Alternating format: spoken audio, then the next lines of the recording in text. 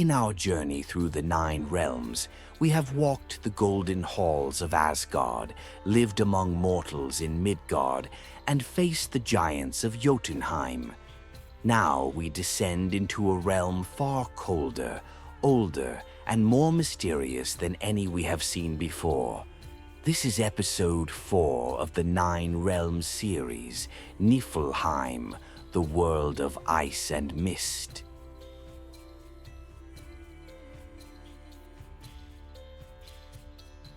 Niflheim was one of the oldest and most primal of the 9 realms. It was a place of eternal frost, shrouded in mist, and filled with icy rivers that flowed endlessly into the void. Where Asgard stood for order and glory, and Jotunheim for wild strength, Niflheim embodied cold, silence, and death. Its very name meant home of mist, and in every saga it was described as bitter and unforgiving. Here, the breath of winter never ceased, and light itself seemed swallowed by fog. It was not merely a physical place, but a realm of cosmic balance, the cold opposite to Muspelheim's fire. From Niflheim's frozen streams came the first drops of creation, and in its shadows dwelled forces of decay, creatures that gnawed at the roots of Yggdrasil, and beings who embodied endings rather than beginnings. For the Norse, Niflheim was a reminder that life was fragile. Beyond the warmth of hearth and hall lay the endless cold, a force that even gods could not tame.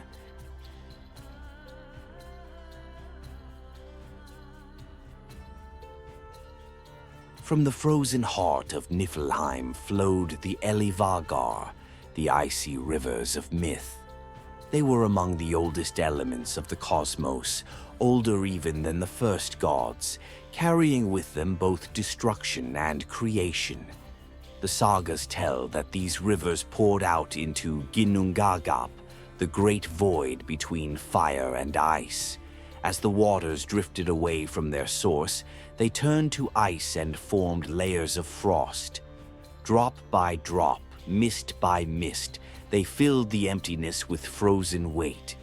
But where frost from Niflheim met the sparks of Muspelheim, the impossible happened.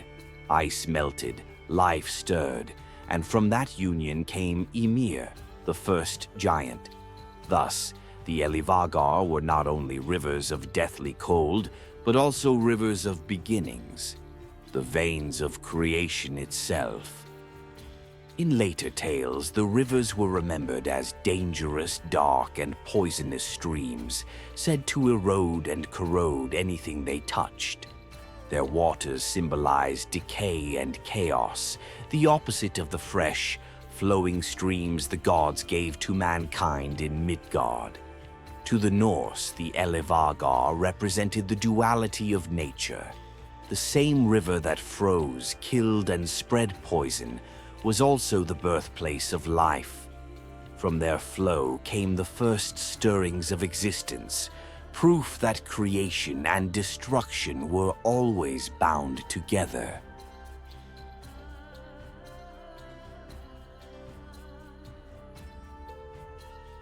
At the dawn of existence, before the realms took shape, there was only Ginnungagap, the great void, vast and silent, stretching between north and south.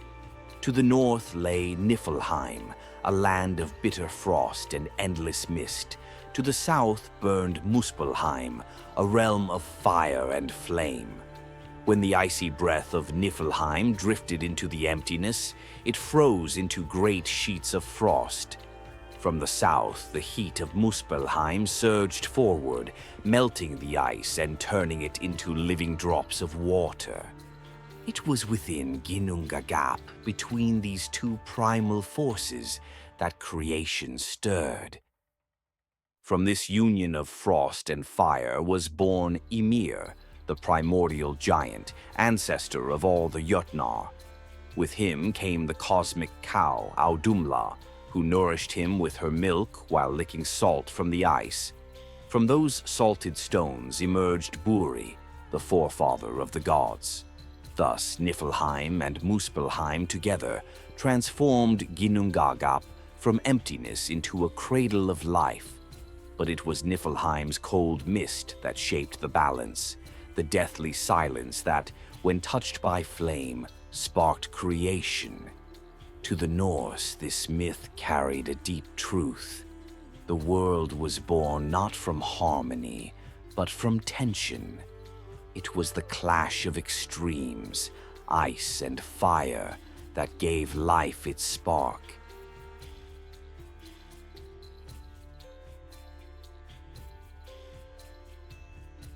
Deep within the cold reaches of Niflheim lay a realm even more feared, Hell, the land of the dead. This was not Valhalla, where honored warriors feasted with Odin, nor Folkvanger, where Freya gathered the brave. Hell was the resting place of those who died of sickness, old age, or dishonor, the fate of ordinary souls. The realm was ruled by the goddess Hel, daughter of Loki, and the giantess Angerboda. She was said to be half living and half dead, one side of her body alive and fair, the other pale and decayed. From her throne she governed the countless spirits who entered her halls, stern and unyielding. The gates of Hell were described as massive and unbreakable, guarded to keep souls from leaving. Inside, the halls were cold, the food meager, the light dim. It was not a place of torment like later visions of Hell, but a realm of shadows and silence. To the Norse, it was simply another truth of life. Most people did not die in glory, and their afterlife was one of quiet endurance. Niflheim and Hell were often intertwined in the myths, sometimes spoken of as one and the same. Together they represented the inevitability of death, the end that no god or man could escape. Yet Hel's role was not only grim, she was a keeper of balance, ensuring that death was not cheated, that the order of the cosmos remained unbroken. Even the gods feared her, for once a soul entered her domain. Even Odin could rarely call it back.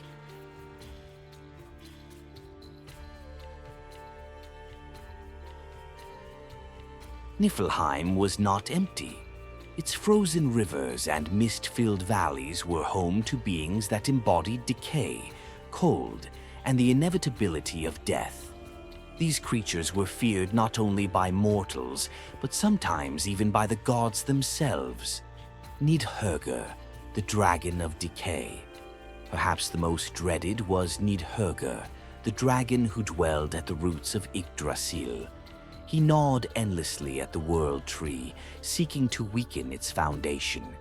Nidhöggr fed on the corpses of the dead and the rot of the Underworld, a reminder that all life, even the cosmos itself, would one day fall to decay.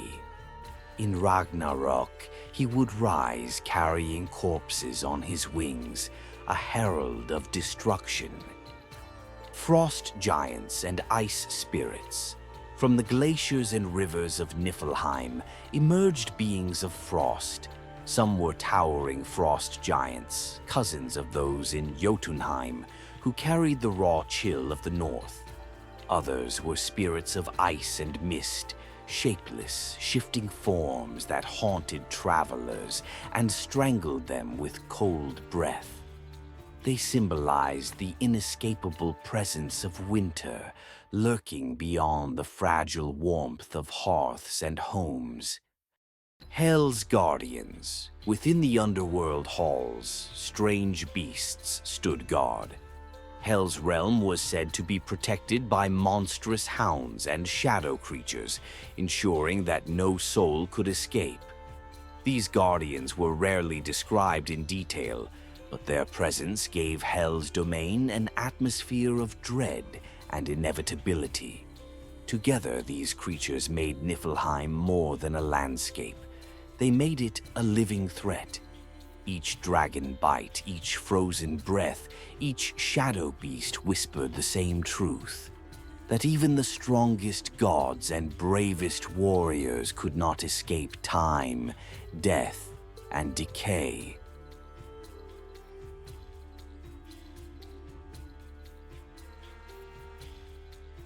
For the Norse people, Niflheim was more than just a frozen land in myth. It was a mirror of their own world, where winter and death were ever-present forces, cold as a living force. The long winters of Scandinavia were not just seasons, they were battles for survival. Frost could destroy crops, starve villages, and bring sickness. In myth, this destructive power became embodied in Niflheim, a realm where cold was not simply weather, but a force of cosmic significance. The frost giants and icy rivers symbolized nature's untamed cruelty, reminding mortals of their fragility. Mist as a veil between worlds. The constant fog of Niflheim carried another meaning. Mist obscured vision, concealed paths, and blurred the line between life and death. To walk into Niflheim's fog was to step into the unknown, much like death itself, a journey into silence and shadow where certainty was lost. Death without glory. While Valhalla celebrated the heroic dead, Niflheim stood for the fate of the common soul. It was a sobering reminder that most people would not be sung of by skalds or remembered in sagas.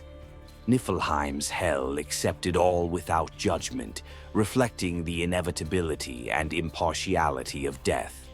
Balance in the cosmos. Yet Niflheim was not only a place of fear. Its cold gave meaning to warmth, its silence gave value to song, and its death gave weight to life. The Norse saw in Niflheim the eternal balance. Without winter, summer cannot be cherished.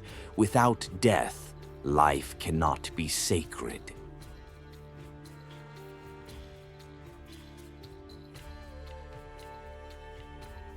When the end of all things approached, Niflheim would not remain silent.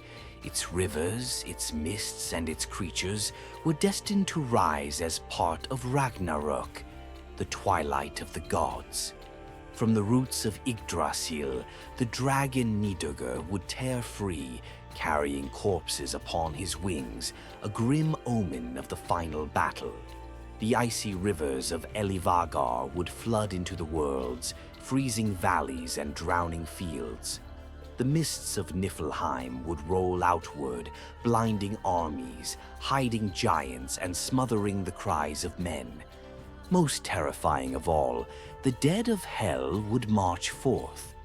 Under the command of Loki and his daughter Hel, ships of the dishonored dead would sail from Niflheim's shores. At their prow stood the dread vessel, Naglfar, said to be crafted from the nails of the dead. With it came a host of souls, warriors without honor, yet countless in number. Together with the giants of Jotunheim and the fire of Muspelheim, Niflheim's power would crash upon Asgard in the last battle. Frost, shadow, and death would join flame and chaos, and the balance of the cosmos would shatter. For the Norse, this vision was not only terror, but truth, that death itself was part of fate, and in the end even gods must face the cold mists of Niflheim.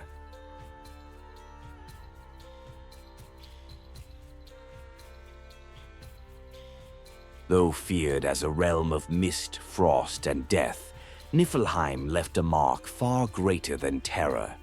It was one of the two primal forces, alongside Muspelheim's fire, that brought the cosmos into being.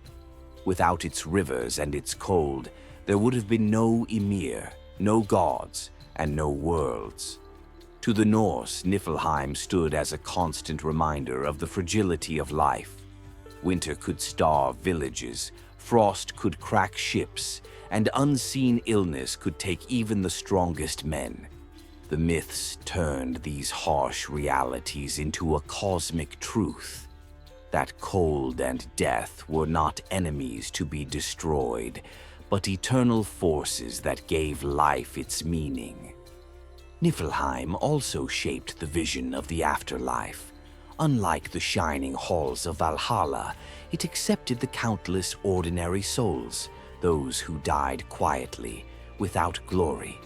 Its legacy was equality. No matter their strength or weakness, all mortals would one day walk into the mist. Even the gods could not escape it. The image of Hell's realm, guarded gates, and the dragon Nidhogg gnawing at the roots of Yggdrasil reminded the Norse that endings were inevitable. Yet, from this inevitability came resilience. By honoring both life and death, the people found balance in a world ruled by harsh seasons and harsher fates. Niflheim's legacy, then, was not despair, but perspective. It taught that the cold nourishes warmth, that endings give weight to beginnings, and that every story, even the story of gods, is written against the silent backdrop of ice and mist. Thus ends our journey through Niflheim, the realm of ice, mist, and death. Next chapter, we face the flames of Muspelheim. If you enjoyed this story, don't forget to like the video, subscribe to the channel, and share it with others who love Norse mythology.